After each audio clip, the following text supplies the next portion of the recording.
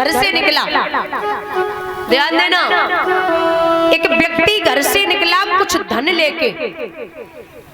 तो गर्मी का महीना था, जब वृक्ष से पत्ते गिरते हैं जमीन पे, जब वो सूख जाए आप उन पे पैर रखो तो आवाज आएगी। तो वो गठरी लेकर के जा रहा था, अंधेरा होने को आया, धन पास में था। तो उसने विचार किया कि ऐसा न हो मेरे पीछे चोर लग जाए और मेरा धन लूट ले।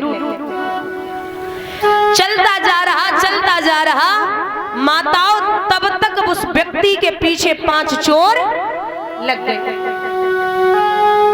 उसने पीछे देखा तो सोचा कि चोर है, अब स्पीड बढ़ाई, तेज चलने लगा और जल्दी जल्दी चलना शुरू किया। उससे कई गुना ज्यादा जल्दी वो चोर चलने लगे।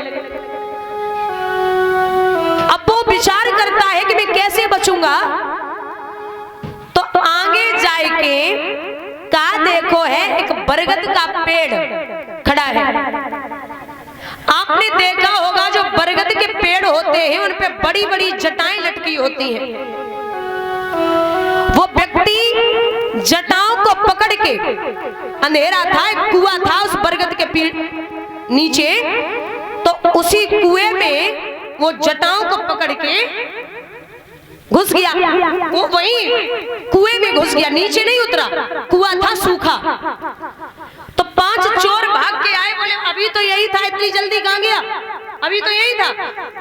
दादा उसके सांसों की आवाज, भाग के आया था तो उसके सांसों की आवाज बाहर तक जा रही थी। एक चोर बोला भैया यही तो है, क्यों भाग रहे हो, अभी नहीं थोड़ी देर बाद निकलेगा, यहीं बैठ जाओ। तो कुआं की पार पे 5 चोर बैठ गए। अब भाई बेचारा जटाओं पे लटका है, काफी देर हो गई,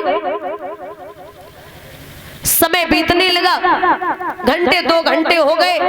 जब थकान होने लगी तो 5 चोर बोले ये नहीं निकलेगा क्या। व्यक्ति अंदर सोचने लगा कि मौत तो पक्की है, लेकिन इतनी आसानी से मैं धन नहीं दे सकता।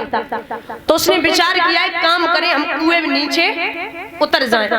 तो जैसे ही नीचे निगाह पहुंची तो कुएं में काला सर्प घूम रहा है। अब समझ गया कि मुझे कोई नहीं बचा सकता, तो और थोड़ी देर तक रुका रहा। उसने पैर लगा लिए कुएं की किनारी पर, थोड़ी देर और शांति आई, लेकिन कुछ देर बाद जैसे ही ऊपर निगाह करी तो जिन जटाओं पे वो लटका हुआ था उन जटाओं को 2 चूहे काट रहे हैं। 2 चूहे काट रहे हैं। तो विचार करता है कि अब तो मौत निश्चित है, अब कुछ नहीं हो सकता, लेकिन इतनी आसानी से धन नहीं दूंगा। ऊपर पारे पे 5 चोर, नीचे सर्प, जटाओं पे लटका, चूहे जटाई काट रहे हैं, क्या करें। थोड़ी देर और लटका रहा, तब तक ऊपर निगाह गई। अब मुंह तो खुला था, सांसें मुंह से ले रहा था, एक ऊपर से बूंद टपकी। बूंद जैसी टपकी तो सीधी जिब्या पे गिरी। उस व्यक्ति ने जीवन में पहली बार इतना मीठा स्वाद लिया था। और वो बूंद मधुमक्खियों ने शहद छोड़ रखा था, वो एक एक बूंद शहद की टपक रही थी। तो जैसे ही महाराज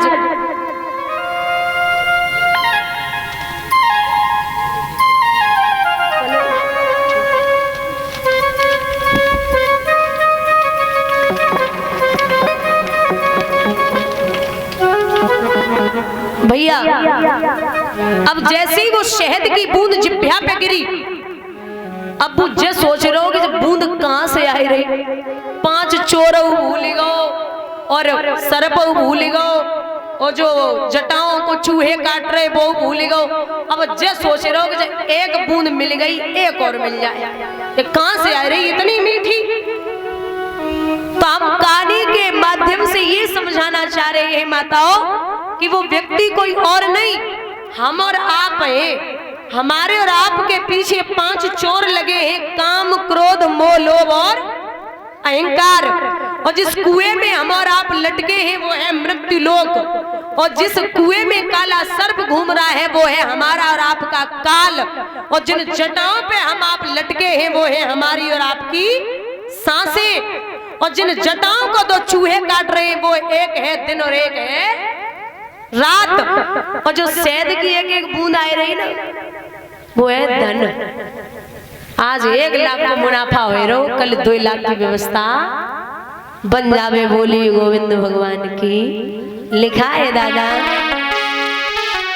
जल किन किन को नाच नचाई गई रे माया की चिरैया।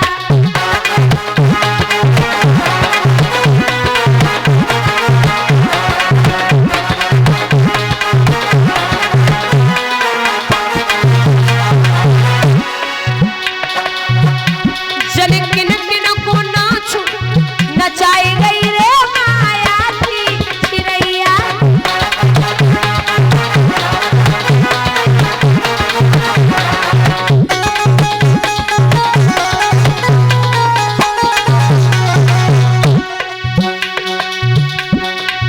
एक दिन ब्रह्मा पे बैठी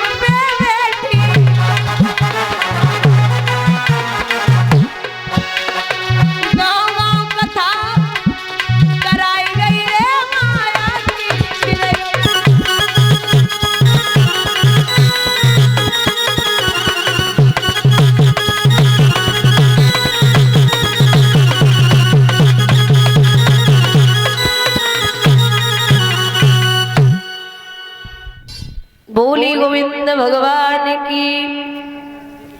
अरे मोहित भैया पलरी से आए हुए 251 रुपए की माला अर्पण कर रहे हैं।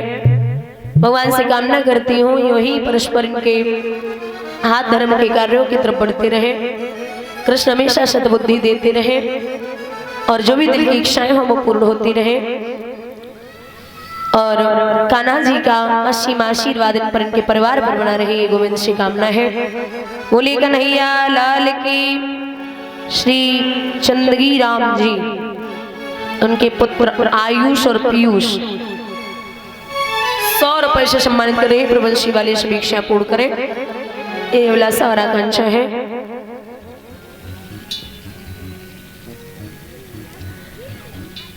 महाराज राजा दशरथ ने सुना है कि मेरे बच्चे को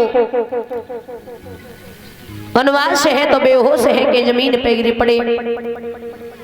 अरे देवी तू मेरी जान मांग लेती, लेकिन ये 14 वर्षों का वनवास ये अच्छा नहीं किया।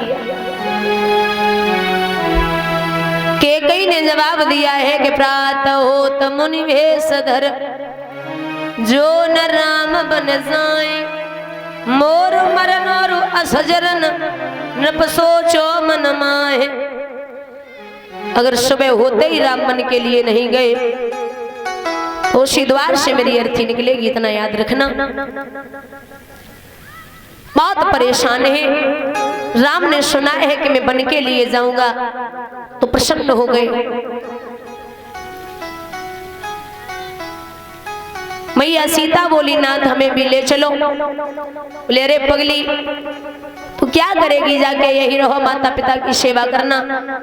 बोले नहीं महाराज, अगर एक म्यान में तलवार न हो तो वो म्यान अच्छी नहीं लगती, और वो तलवार भी अच्छी नहीं लगती बिना म्यान के। एक बाग में अगर कोयल न हो तो वो बाग अच्छा नहीं लगता, और जैसे एक पत्नी के साथ पति न हो तो वो पत्नी अच्छी नहीं लगती, आप मुझे लेके चलो। बोले देवी मान लो। नहीं मान सकती। लक्ष्मण बोले भैया मैं भी चलूंगा। राम बोले तुम क्या करोगे, जाके यही रहो, माता पिता की सेवा करना। तो लक्ष्मण बड़ी प्यारी बात कहते, वीरन अगर ये शरीर से आत्मा निकल जाए तो जो शरीर का काम को ना आप हमें लेके चलो। बोले नहीं मान रहे हो तो कोई बात ना है। तीनों प्राणी जब तैयार हुए तो जवाब दिया है राजा दशरथ ने कि बोले थे बात एक ही की, दो और सिधारे जाते हैं, क्यों नहीं जा रहा प्राण मेरा जब प्राणन प्यारे जाते हैं। जानकी जानकी जाती है, लक्ष्मण मणि लक्ष्य समान मुझे, जब ये भी बन को जाते हैं तो राजभवन सुनसान मुझे। अब मेरी मृत्यु हो जाए तो बहुत अच्छा होगा। बहुत परेशान। मां कौशल्या जमीन पे पड़ी है।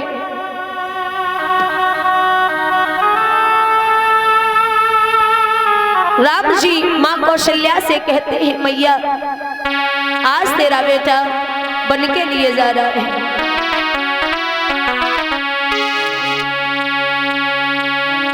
लगा लो मात सीने से बरस चौदे को जाते,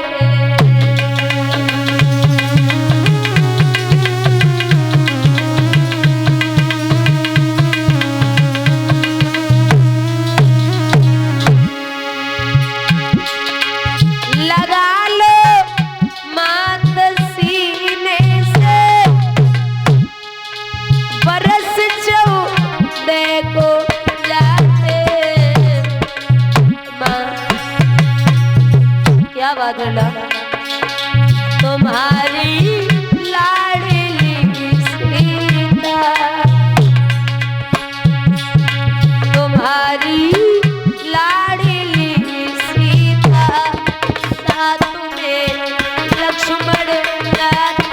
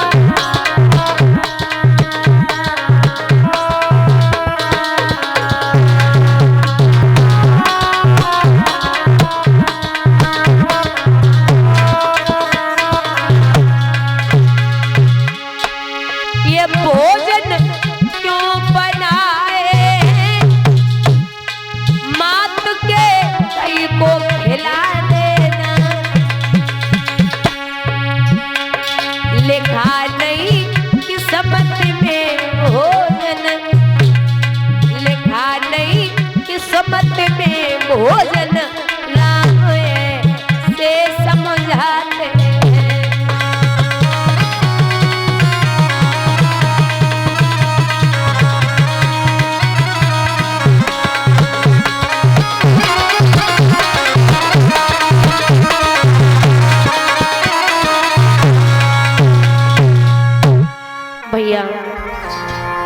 राम जी तीनों प्राणी जब चले, सुमंत जी गंगा तट तक छोड़ने के लिए पहुंचे।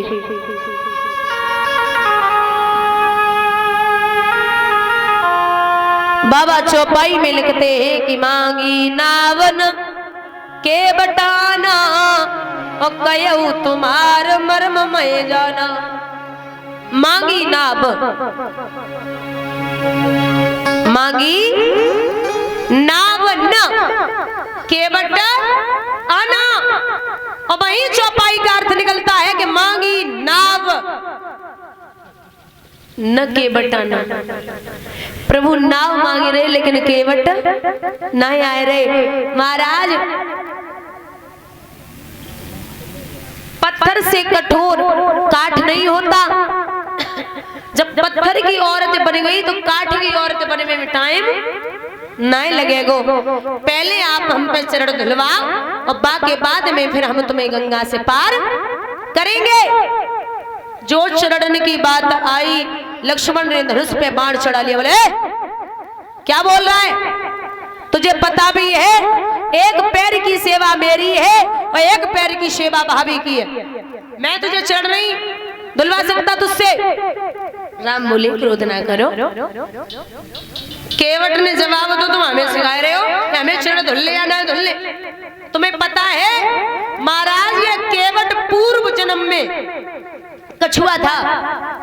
सतयुग में केवट कछुआ था। बार बार प्रभु के चरणों को छूने की कोशिश कर रहा था। बार बार शेषनाग जी फुसकार मार के हटा देते थे। तो इस कछुए ने प्रण किया था कि अब चाहे कुछ भी हो जाए मैं त्रेता युग में भगवान के चरणों को अवश्य धुलूंगा। और ये जो नाव पड़ी है गंगा में, ये नाव पूर्व जन्म में एक चित्रकेतु नाम का गंधर्व था। ये नग्न अवस्था में मंदरा पीकर के गंगा में पड़ा हुआ। तो गौतम ऋषि निकले, इसने प्रणाम नहीं किया।